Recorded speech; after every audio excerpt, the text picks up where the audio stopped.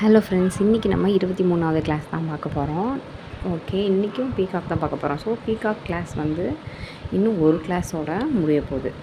இந்த இதில் வந்து நம்ம பீகாக் இந்த இது வரைகிறோம்ல, நம்ம நார்மல் வரைகிறத விட பேக் செக்ஷன் திரும்பி பார்த்து இருக்கிற மாதிரி வரைஞ்சிக்கணும்.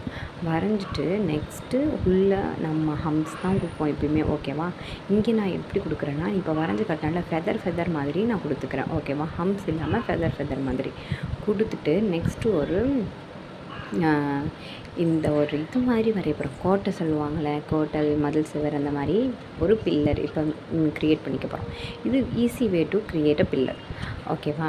நம்ம ஒரு திலகம் ஷேப் பண்ணிவிட்டு ஒரு நடுவில் ஒரு ஜிக்ஸாக். ஓகேவா? இது லைன் கிடையாது, நான் போடுறது லைன் மாதிரி உங்களுக்கு இது ஷோ ஆகுது, பட் நான் போடுறது ஜிக்ஸாக் லைன். ஓகேவா?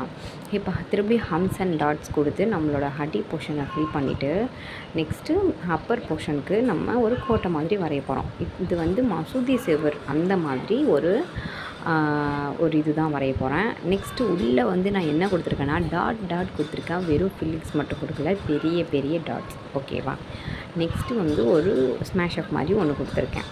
நெக்ஸ்ட்டு ஒரு செவுரு மாதிரி கொடுத்துட்டு ரெண்டு பக்கம் கொடுத்துட்டு ஃபுல்லாக கதவு கொடுத்துட்டு அதுக்கு நம்ம இது கொடுத்துடணும். அவ்வளோதான், இந்த கிளாஸும் முடிஞ்சிடுச்சு. சரி, கீழே இருக்கிறதுக்கான போர்ஷன் நார்மலாக பீகாக்கோட ஃபெதர் மாதிரியே வரைஞ்சிட்டு உள்ளே நீங்கள் நெகட்டிவ் ஃபில்லிங் கொடுத்துக்கணும். ஓகே, இதோட முடிஞ்சு. இதோட நெக்ஸ்ட்டு கிளாஸ் ஃபுல்லாக எலஃபண்ட் டிசைன் தான் பார்க்க போகிறோம். ஓகேவா? பாய்.